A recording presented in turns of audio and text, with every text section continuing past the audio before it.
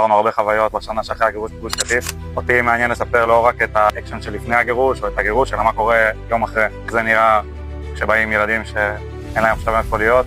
יש עוד המון משקעים, לא נפרט יותר מזה, תחפשו אותנו בקולנוע. זה רגעים שלא סופרו ולא נחשפו למסך, נשארו מרחפים בחלל עד היום. שם הפרויקט שבקני, סיפור על התבגרות, סיפור אקשן, מלא תפניות, סקרן ומעניין.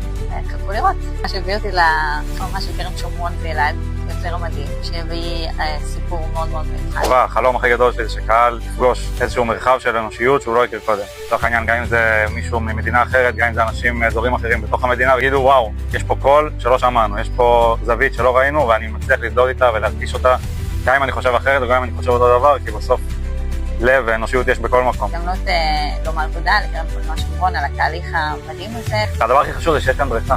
נכון, אחלה בריכה. תודה.